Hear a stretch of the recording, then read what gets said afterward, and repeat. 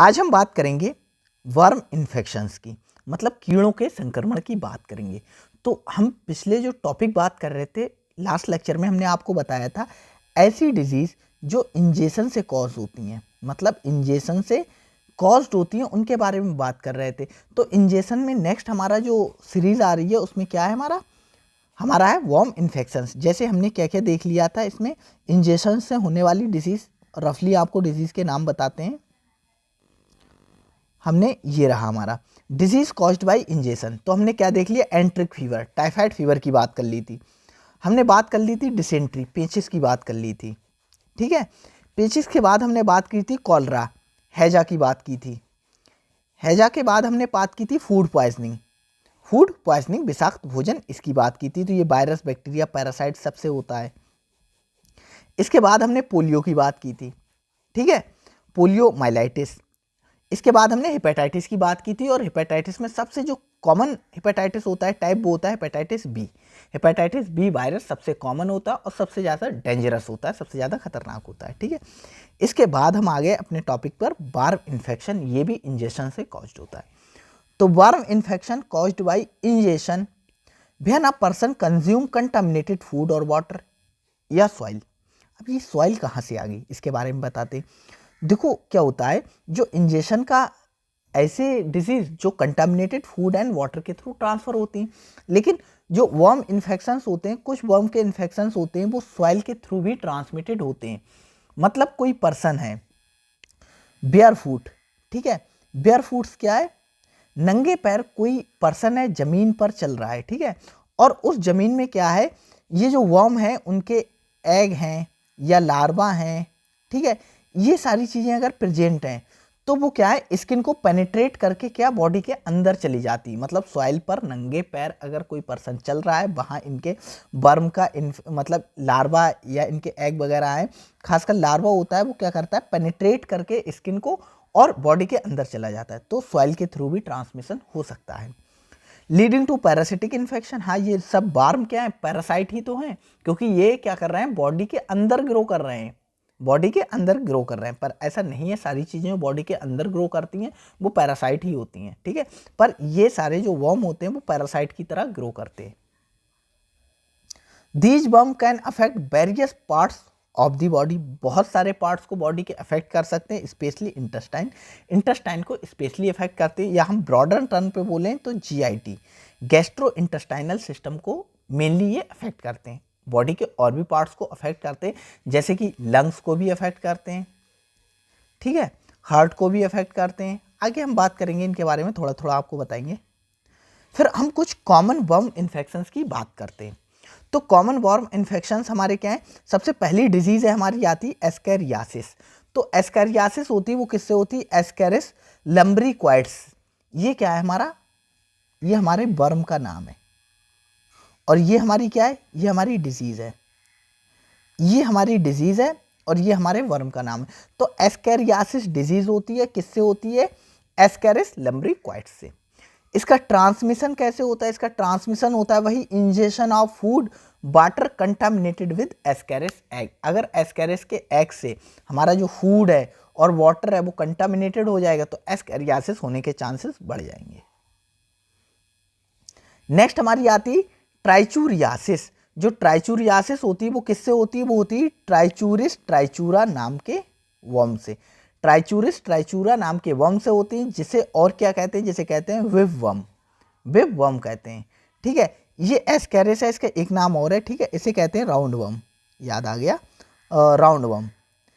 Ascaris को क्या कहते हैं, राउंड वर्म कहते हैं, और ट्राइचूरिस ट्राइचूरिया को क्या कहते हैं, बिव वर्म कहते हैं। इसका ट्रांसमिशन वही होता है कंटामिनेटेड फूड एंड वाटर के थ्रू, और इसके जो एग होते हैं जो सॉइल में होते हैं। अभी हमने आपको बताया सॉइल से पेनिट्रेशन हो सकता है, तो जैसे ट्राइचूरिस का इन्फेक्शन हो सकता है सॉइल के थ्रू।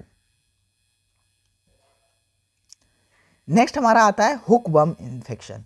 तो हुक वर्म का एक नाम और है, इसे क्या कहते हैं, फ्लैट वर्म कहते हैं, ठीक है। तो हुकवर्म का इन्फेक्शन, हुकवर्म किससे होता है, तो होता है एनकाइलोस्टोमा ड्यूडेनली और नेक्टर अमेरिकैनस। तो आपके लिए जो इंपॉर्टेंट है वो ये है, ठीक है। ये इंपॉर्टेंट है। एनकाइलोस्टोमा ड्यूडेनल, ड्यूडेनल क्यों? क्योंकि ये ड्यूडेनम जो पार्ट होता है इंटेस्टाइन का, वहां ज्यादा मोस्टली ग्रो करता है। तो इसका ट्रांसमिशन कैसे होता है? Commonly transmitted through contact with contaminated soil. तो ये होता है जो कंटामिनेटेड सॉइल जो होती है, हमने ऊपर बात की थी, जो कंटामिनेटेड सॉइल, कंटामिनेटेड के सॉइल के थ्रू कौन ट्रांसफर हो रहा है? वो ट्रांसफर हो रहा है हुकवर्म। यहाँ पर हमने बताया ये मतलब विबम जो होता है वो क्या होता है, जो हमारी क्या होती है, सॉइल होती है। सॉइल में अगर कंटामिनेटेड एग हैं, अब उस सॉइल में क्या हो रहा है, फूड प्रोड्यूस हो रहा है, हमारे फूड प्रोड्यूस हो रहा है, फसल हो रही, क्रॉप हो रही, उनके थ्रू क्या होता है, बॉडी में चला जाता है फूड के थ्रू। यहाँ पर ये जो हमारा हुकवर्म है, ये कंटामिनेटेड जो सॉइल कंटामिनेटेड है, उस कंटामिनेटेड सॉइल के अगर कॉन्टेक्ट में कोई पर्सन आएगा तो उसे क्या होगा, हुकवर्म इन्फेक्शन हो जाएगा। तो क्या है, with contaminated soil eggs can also be ingested. जो एग हैं उनको इंजेस्ट करने से हो सकता है। और एग कैसे इंजेस्ट कर सकते हो? इंजेस्ट कर सकते हो कंटामिनेटेड फूड एंड वाटर से। Specially in area with poor sanitation, वही जहां साफ सफाई ठीक से ना हो वहां ये इन्फेक्शन हो सकता है। नेक्स्ट हमारा आता है स्ट्रोंगिलॉइडोसिस। तो ये किससे होता है? ये कॉज्ड होती है स्ट्रोंगिलॉइड्स स्टर्कोराइलिस से। स्ट्रोंगिलॉइड्स स्टर्कोराइलिस से होता है। तो इसका transmission mainly through injection of contaminated food water soil, वही कंटामिनेटेड फूड वाटर और सॉइल के थ्रू इसके हो सकता है। थ्रू लार्वा में भी पेनिट्रेट स्किन, और इसके जो लार्वा होते हैं वो स्किन में पेनिट्रेट करके स्किन के अंदर जा सकते हैं, स्किन के अंदर जा सकते हैं। टीनियासिस, तो टीनियासिस क्या कहते हैं? इसे कहते हैं टेप बम। तो आपको थोड़ा नाम याद रखना होंगे। जैसे हमने क्या बताया, सबसे पहले बताया एस्कैरिस, इसका और नाम क्या है? रॉन्डवर्म। ट्राइचूरिस को क्या कहते हैं? बिबवर्म कहते हैं। हुकवर्म को क्या कहते हैं? फ्लैटवर्म कहते हैं। और हमारा टीनिया, टीनिया को क्या कहते हैं? टैपवर्म कहते हैं। और ये किससे होता है? टीनिया सोलियम और टीनिया सेजिनाटा, ये दोनों नाम आपको याद रखना है। तो ये किससे हो सकता है? टीनिया सोलियम और टीनिया सेजिनाटा से हो सकता है। तो ये कैसे होता है? Injection of under cooked meet, अगर मीट को सही से पकाया ना जाए तो उसके थ्रू इसका इन्फेक्शन हो सकता है। और जो पॉर्क मीट होता है उसमें क्या होता है? टीनिया सोलियम का उससे इन्फेक्शन हो सकता है। और जो बीफ होता है उससे टीनिया सेजिनेटा का इन्फेक्शन हो सकता है। जियार्डियासिस की बात करते हैं, जियार्डियासिस की बात करते हैं तो ये किससे होता है? जियार्डिया लैम्बलिया से होता है। और ये प्रोटोजोअन टाइप का एक पैरासाइट होता है। तो आपको बस इतना याद रखना है कि जियार्डिया लैम्बलिया से होता है। और इसका ट्रांसमिशन कैसे होता है? ये होता है इंजेक्शन ऑफ कंटामिनेटेड वाटर और फूड, कंटामिनेटेड वाटर और फूड के थ्रू होता है। जियार्डियासिस भी हो सकती है। नेक्स्ट आता है अमीबियासिस। तो अमीबियासिस किससे होती है? एंटमीबा हिस्टोलीटिका, एंटमीबा हिस्टोलीटिका से होती। इसका भी transmission injection of contaminated food and water के थ्रू होता है। और जो इसकी इन्फेक्टेड फॉर्म होती है वो क्या होती है? सिस्ट। ऊपर हमने एग और लार्वा की बात की थी, यहाँ पर क्या होता है? सिस्ट को इंजेस्ट कर लेने की वजह से क्या होता है? अमीबियासिस होती है। इसको प्रिवेंट हम कैसे कर सकते हैं? तो इसको हम प्रिवेंट कर सकते हैं गुड हाइजीन से। तो गुड हाइजीन का मतलब क्या है? अच्छे से साफ सफाई रखो, हाथों को खाने से पहले अच्छे से साफ करो, और जो हमारी सब्जियां होती हैं, वेजिटेबल्स होती हैं, जो फूड प्रोडक्ट होते हैं, उनको अच्छे से साफ करके आप खाओ। तो wash hand thoroughly with soap and water specially after using the toilet और बिफोर ईटिंग। टॉयलेट के बाद और खाने से पहले हाथों को अपने बहुत अच्छे तरीके से धो। इससे हम इसे क्या कर सकते हैं? वर्म इन्फेक्शन को थोड़ा डिस्क्रिमिनेट कर सकते हैं, थोड़ा दूर रख सकते हैं। सेफ फूड और water, drink clean filtered water and avoid eating under cooked meat food from क्या? Unclean sources. तो क्या है? साफ पानी को पी सकते हो, फिल्टर पानी को पीकर अवॉइड कर सकते हो, मतलब फिल्टर पानी को पीकर इससे बच सकते हो। और अंडर कुक्ड जो मीट होता है उसको खाने से अवॉइड करें, उसको खाने से अवॉइड करें। और फूड को अनक्लीन सोर्सेस से ना खाएं, जहां पर साफ सफाई ना हो वहां से फूड को परचेस ना करें। Proper sanitation, proper disposal of human waste, जो ह्यूमन एक्सक्रीटरा होता है, जो मल होता है, ह्यूमन वेस्ट होता है, उसे क्या प्रॉपर डिस्पोज करें। और अवॉइड करें सॉइल कंटामिनेशन। तो उससे क्या है? जैसे उसे ऐसी जगह डिस्पोज करें, एक तरीके से जो स्वेज ट्रीटमेंट प्लांट्स होते हैं उनका ज़्यादा से ज़्यादा यूज किया जाए, जिससे जो मल होता है, ये जो ह्यूमन एक्सक्रीटा होता है, इसे पूरा प्रोसेस करके इसमें जो भी इन्फेक्शन वगैरह है उसको किल कर दिया जाए, जिससे क्या है उसको जब सॉइल वगैरह में यूज किया जाए, जिससे क्या हो हमारी सॉइल का कंटामिनेशन ना हो, सॉइल का कंटामिनेशन ना हो। तो ये हिंदी में आप आराम से पढ़ सकते हो। नेक्स्ट हम बात करेंगे disease caused by inhalation. Disease caused by inhalation, तो एक बात आपको बता दें, थोड़ा सा इन्फॉर्मेशन है कि ये जो आपको वीडियो यूट्यूब पर मिल रही है, ये हमारे पेड बैच की वीडियो है, ये हमारे पेड बैच की वीडियो है। और अगर आपको वीडियो अच्छी लगे तो आप हमारे पेड बैच को ज्वाइन कर सकते हैं, आप आराम से हमारे पेड बैच को ज्वाइन कर सकते हैं। अगर आपको कुछ जानकारी चाहिए हो तो आप कमेंट सेक्शन में पूछ सकते हैं, और अगर आप बेहतर प्रिपरेशन करना चाहते हो तो एक बार ट्राई करके ज़रूर देखिएगा हमारे पेड बैच को। ठीक है, स्टार्ट करते हैं आगे हम। इनहेलेशन, तो डिजीज इनहेलेशन से कौन कौन सी होती हैं? सबसे पहले हम बात करेंगे डिप्थीरिया की। डिप्थीरिया आपने शायद ही देखा हो, फिलहाल मैंने देखा है।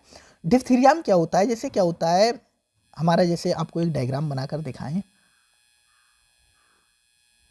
बहुत अच्छा डायग्राम नहीं है। डिप्थीरिया देखो, ये एक पर्सन का किसी का बड़ा सा मुंह है, मुंह के अंदर क्या होता है हमारा, यहाँ पर कुछ ऐसे होगा, पैलेट होगा, ये क्या होगा, पैलेट, जिसे तालू कहते हैं हिंदी में। ठीक है, ये पैलेट होगा, तो पैलेट के यहाँ पर क्या होगा, वाइट मेम्ब्रेन का फॉर्मेशन हो जाएगा, ऐसे करके वाइट वाइट मेम्ब्रेन का फॉर्मेशन हो जाएगा पैलेट के नीचे। जहाँ पर गला स्टार्ट होता है आप देखोगे तो वहाँ पर क्या होगा, वाइट वाइट क्या होगा, एक सीडो मेम्ब्रेन का फॉर्मेशन हो जाता है। वो किससे होता है, एक बैक्टीरिया की वजह से होता है, जिसे क्या कहते हैं, बैक्टीरिया का नाम है कॉर्नीबैक्टीरियम डिप्थीरी। डिप्थीरी, कॉर्नीबैक्टीरियम डिप्थीरी नामक बैक्टीरिया से होता है। तो diphtheria is serious bacterial infection, एक खतरनाक बैक्टीरियल इन्फेक्शन है जो कॉज्ड होता है कॉर्नीबैक्टीरियम डिप्थीरी नामक बैक्टीरिया से। प्राइमरली अफेक्ट द थ्रोट, जो गला होता है उसे अफेक्ट करता है, नोज को अफेक्ट करता है, but can also affect the skin, heart, nervous system. लेकिन ये जो हार्ट होता है, स्किन होता है, नर्वस सिस्टम, इन्हें मतलब कॉमनली अफेक्ट नहीं करता है। ये कॉमनली अफेक्ट करता है थ्रोट को, जो गला होता है, गले को अफेक्ट करता है, और खासकर जो तालू वाला एरिया होता है, पैलेट वाला, वहाँ क्या होता है, एक वाइट मेम्ब्रेन का फॉर्मेशन हो जाता है, स्यूडो मेम्ब्रेन, वाइटिस दिखेगी आपको। इसका ट्रांसमिशन कैसे होता है, तो diphtheria spread through respiratory droplets. Respiratory droplets का मतलब है किसी पर्सन ने छींका, स्नीजिंग की, तो उसकी जो ड्रॉपलेट्स बाहर आई, जो एयर बाहर आई, एयर में कुछ ड्रॉपलेट्स होंगी, उन ड्रॉपलेट्स में क्या होंगे, बैक्टीरिया होंगे। ठीक है, उन बैक्टीरिया के थ्रू क्या होता है, ये ट्रांसमिटेड हो सकता है या होता है मेनली।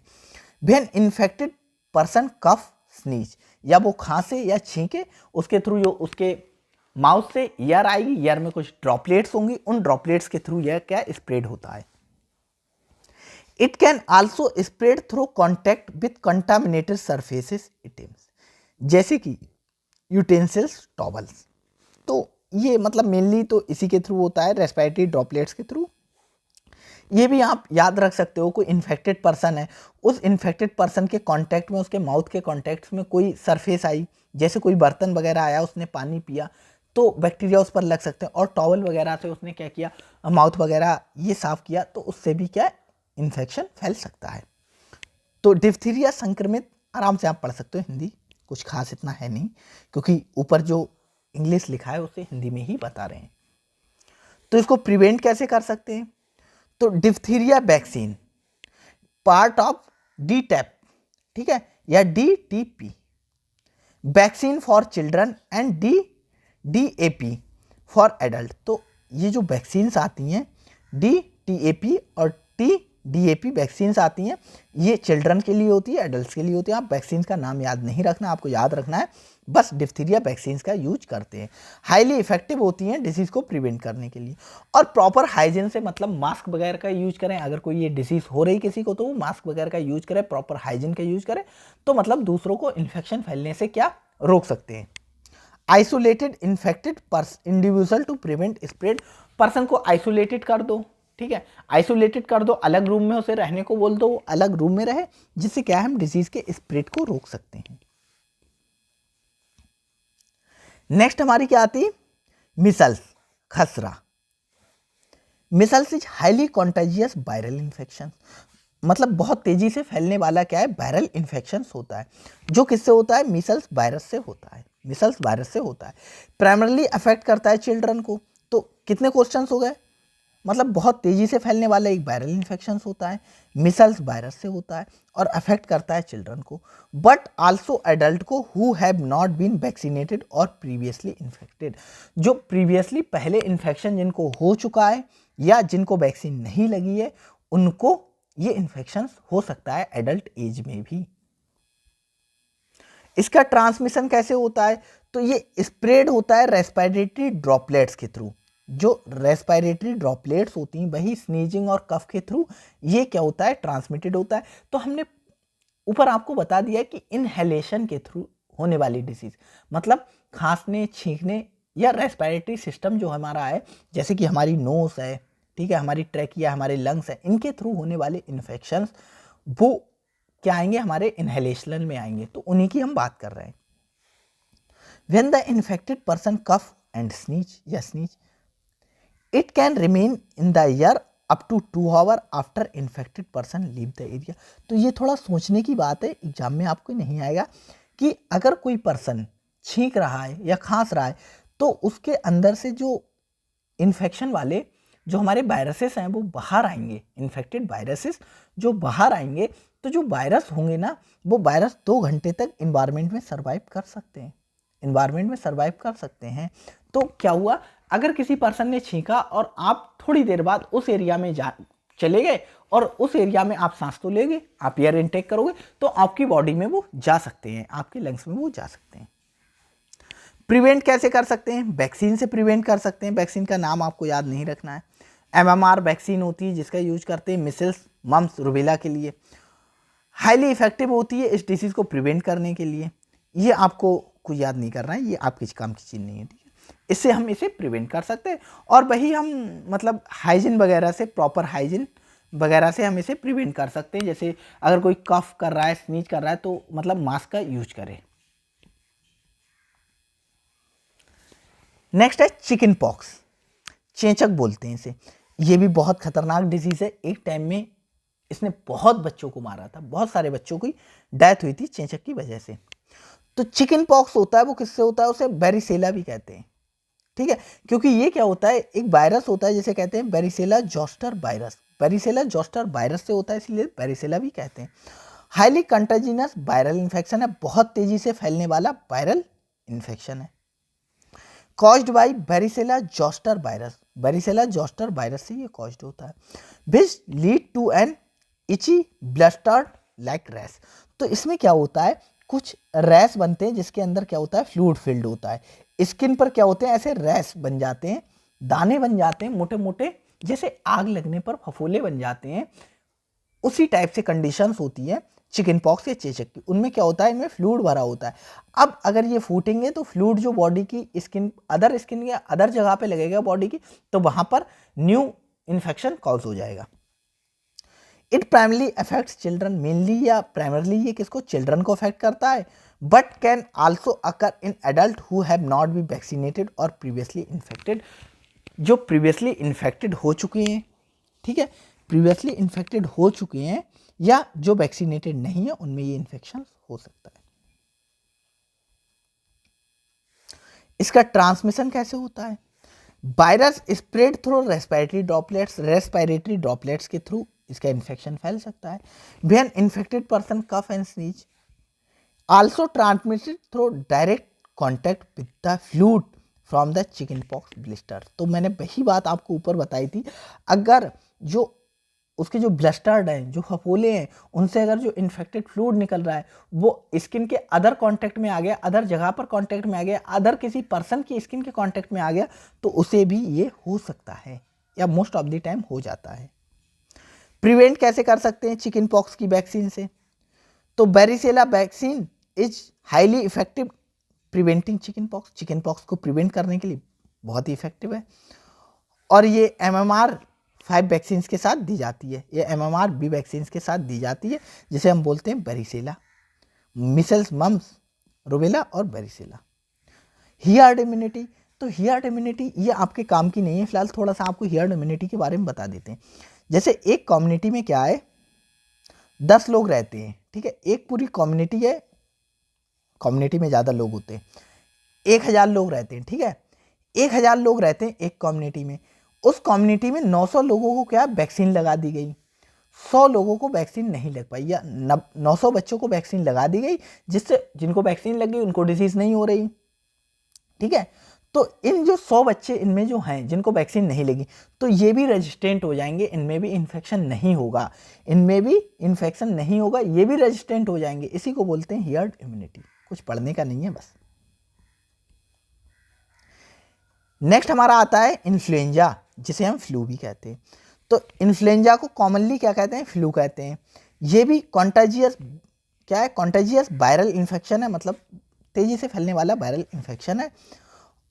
और इन्फ्लुएंजा वायरस से ये ट्रांसमिटेड होता है, कॉज होता है, इन्फ्लुएंजा वायरस से कॉज होता है। अफेक्ट करता है रेस्पिरेटरी सिस्टम को, जैसे नोज है, थ्रोट है, और समटाइम्स लंग्स, कभी कभी लंग्स को भी अफेक्ट करता है। It can range from mild to severe, जो इन्फ्लुएंजा होता है वो माइल्ड भी हो सकता है, सीवियर भी हो सकता है, with potential complications specially vulnerable group. Vulnerable group मतलब जिनमें होने के चांसेस ज़्यादा रहते हैं, ठीक है, उनमें मतलब कुछ सीरियस कॉम्प्लिकेशंस कॉज कर सकता है। ट्रांसमिशन कैसे होता है, वही रेस्पिरेटरी ड्रॉपलेट्स, क्योंकि इन्फ्लुएंजा का नाम तो आपने बहुत सुना होगा। वेन इन्फेक्टेड पर्सन कफ खांसता है, स्नीज करता है, बात करता है, तो वायरस ट्रांसमिटेड हो जाता है अदर्स में।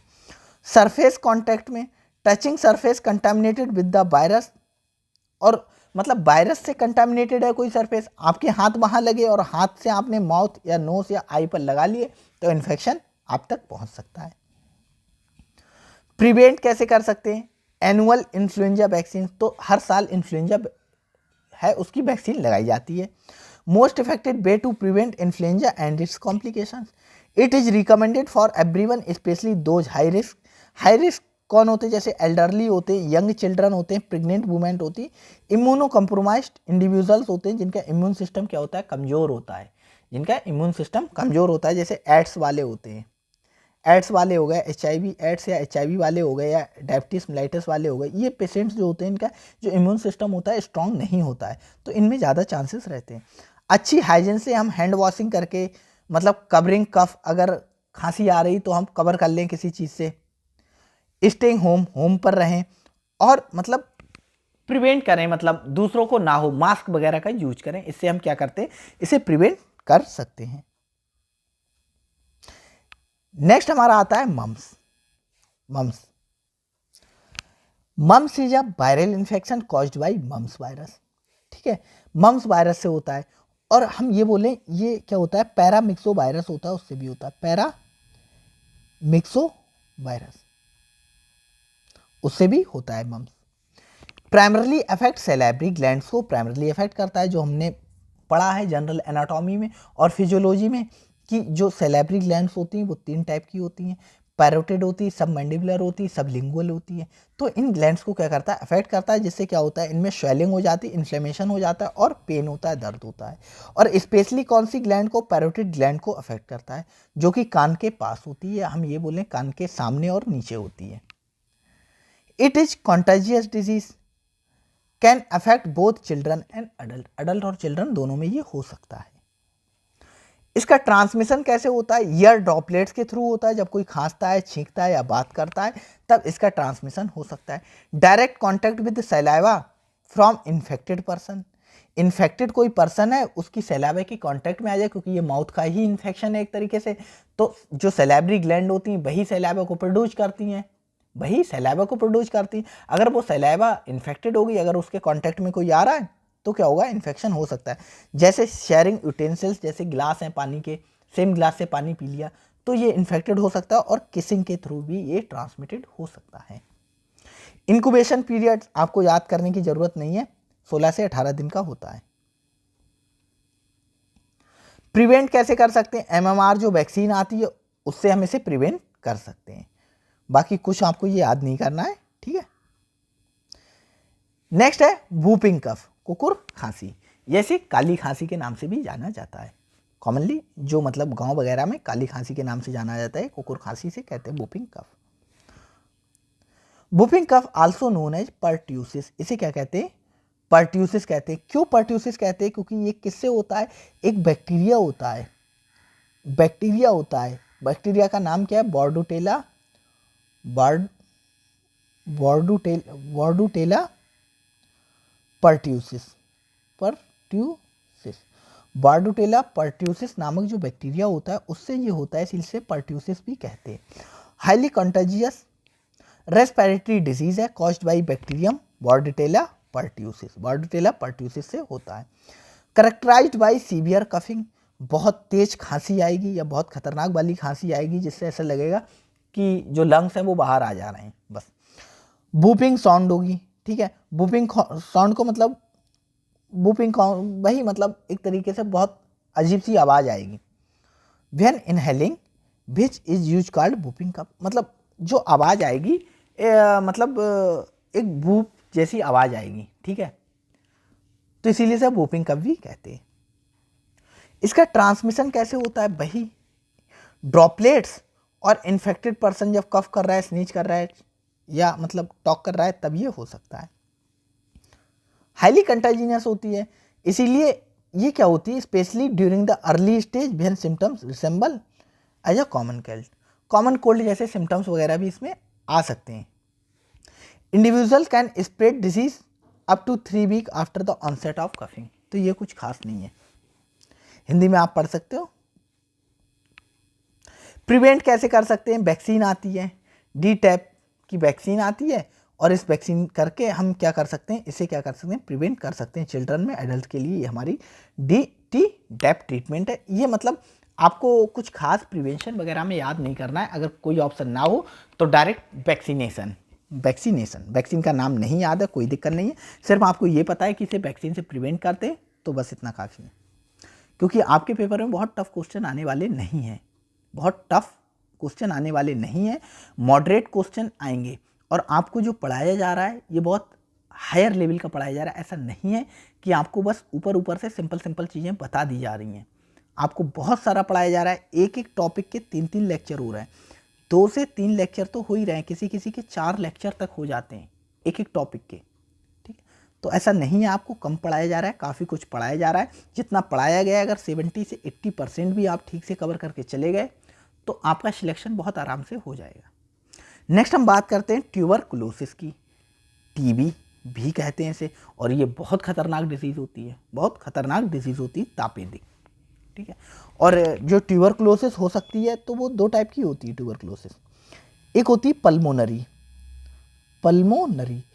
पल्मोनरी वर्ड किसके लिए यूज होता है, पल्मा वर्ड यूज होता है लंग्स के लिए। एक होती है लंग्स में होने वाली टीबी होती है, एक होती है extra pulmonary. Extra pulmonary TB का मतलब होता है other than lungs, other than lungs. तो अदर देन लंग्स का मतलब है जैसे किसी की बोन में ट्यूबरकुलोसिस हो गई, बोन में इन्फेक्शन हुआ, पस पड़ गया और लंबे टाइम तक पस को ट्रीट नहीं किया गया तो क्या होगा, उसे टीबी हो जाएगी, टीबी हो जाएगी। तो tuberculosis is a bacterial infections caused by Mycobacterium tuberculosis.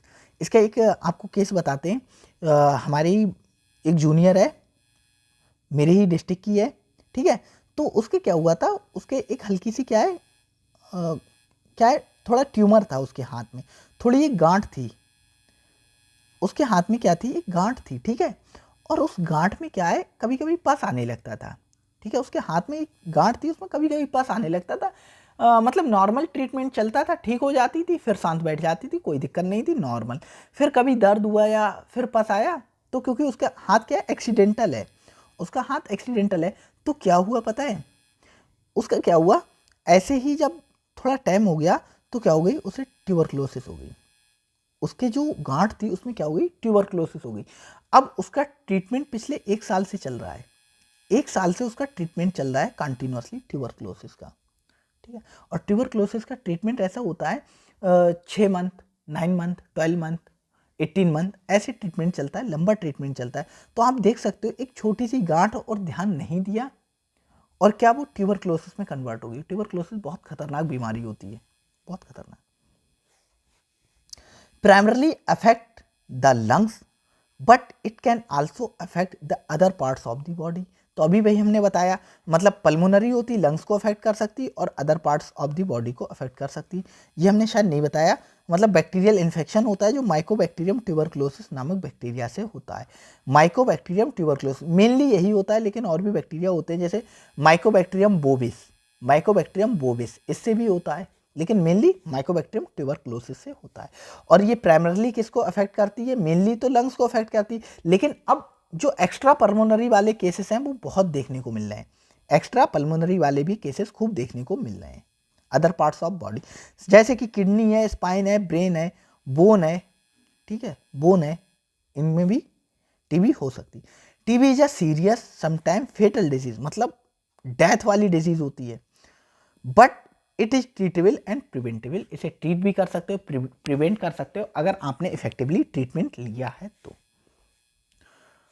Transmission कैसे होता है? TB is spread through airborne droplets. अगर जो पल्मोनरी ट्यूबरक्लोसिस है, पीटी पल्मोनरी ट्यूबरक्लोसिस है, तो airborne droplets by sneezing coughing के थ्रू वो ट्रांसमिटेड हो सकती है when infected person cough sneeze speaks और spills. Its primarily affect the lungs, pulmonary TB कहते हैं, but extra pulmonary TB can affect like brain, kidney, spine, bone वगैरह है, ठीक है, इनको भी अफेक्ट कर सकती है। Close prolong contact with infected person increase the risk of transmission. अगर आपके क्लोज कॉन्टैक्ट हैं, ठीक है, और प्रोलॉन्ग लंबे टाइम तक कॉन्टैक्ट में रहते हो इन्फेक्टेड पर्सन के, तो क्या हो सकता है? रिस्क बढ़ जाते हैं डिजीज के होने के। TB is not easily transmitted but typically requires prolong exposure to the infected person. मतलब नॉर्मली ट्रांसमिटेड नहीं होती, लेकिन लंबे टाइम तक आप अगर पर्सन के कांटेक्ट में रह रहे हो, वो रोज छींक रहा है, रोज खांस रहा है आपके सामने, तो आपको डिजीज होने के चांसेस ज्यादा हो जाएंगे। पढ़ सकते हो आराम से हिंदी में। प्रिवेंट कैसे कर सकते हैं इसे? तो क्या आता है? बीसीजी वैक्सीन आती है। बीसीजी वैक्सीन का नाम है बैसिलस कॉलमेट ग्यूरेन। एक मजे की बात बताएं, अभी हमारा वाइवा हुआ था माइक्रोबायोलॉजी का, एक वीक पहले हमारे पेपर थे, ठीक है, माइक्रोबायोलॉजी का, ठीक है। मुझसे पूछा गया था इसी वैक्सीन का नाम, पूरा नाम क्या होता है बीसीजी वैक्सीन का, तो नहीं बता मिला, इतना पता था बस, बैसिलस कॉलमेट, लास्ट का पता ही नहीं था। डांट खाई एग्जामिनर से, चले आए, ठीक है, नंबर भी नहीं मिले, कम मिले थे, मतलब 5 नंबर का वाइवा था, उसमें 2.5 ही मिले थे, और ये ऑफिशियल वाइवा था यूनिवर्सिटी का। तो ये होता है, छोटी छोटी चीज़ें एग्जाम में आ जाती हैं और पूछी भी जाती हैं। Vaccine is given to some countries particularly infect to product against severe form of TB. TB की सीवियर फॉर्म होती है तब ये दी जाती है, मतलब मेनली ये बीसीजी की वैक्सीन होती है आफ्टर बर्थ लगा दी जाती है। आफ्टर बर्थ ये लगा दी जाती है, जिससे क्या होता है, जो लाइफ में आगे का खतरा मतलब कम हो जाता है बहुत। गुड प्रॉपर हाइजीन से हम रोक सकते हैं। अगर किसी को टीबी है तो मास्क वगैरह का यूज करें, और आप उस पर्सन के ज़्यादा कांटेक्ट में ना रहो जिसे टीबी है, तो आप इसके ट्रांसमिशन को रोक सकते हैं। तो नेक्स्ट हमारा आता है जूनोसिस। तो लेक्चर लगभग 33-34 मिनट का हो चुका है। तो जूनोसिस मतलब जो एनिमल से होने वाली डिजीज़ है, तो इसकी बात करेंगे हम नेक्स्ट लेक्चर में। अभी इतना ही करते क्योंकि काफ़ी कुछ बता दिया, एक बार रफली रिवीजन कर लेते हैं मोटा मोटा, क्या क्या पढ़ा है हमने। काफ़ी कुछ पढ़ लिया है, छोड़ा करो पहले से। हेपेटाइटिस हमने पढ़ा था वर्म से होने वाले इन्फेक्शंस को। तो वर्म से क्या होता है? एस्कैरियासिस होता है, जो एस्कैरिस लम्ब्रिकॉइड से होता है। ट्राइचूरियासिस होता है, किससे? ट्राइचूरिस ट्राइचूरा से होता है। इसके बाद हमने हुकवर्म पढ़ा था, जिसे हम फ्लैट वर्म भी कहते हैं, तो ये एनकाइलोस्टोमा ड्रिडनल से होता है। स्ट्रॉन्गिलॉइडियासिस होती है, ये स्ट्रॉन्गिलॉइड्स स्टर्को रेलिस से होती है। और उसके बाद हमने टीनियासिस की बात की थी, टैप बम जैसे कि टीनिया सोलियम और टीनिया सेजिनेटा से होता है। जियार्डियासिस की बात की, जियार्डिया लैम्ब्लिया से होता है। अमीबियासिस की बात की थी, अमीबिक एंटमीबा हिस्टोलिटिका से होता है, ठीक है। फिर इनहेलेशनल वाली डिजीज की बात की थी, डिप्थीरिया की बात की। डिप्थीरिया किससे होता है? कॉर्निबैक्टीरियम डिप्थीरी से होता है।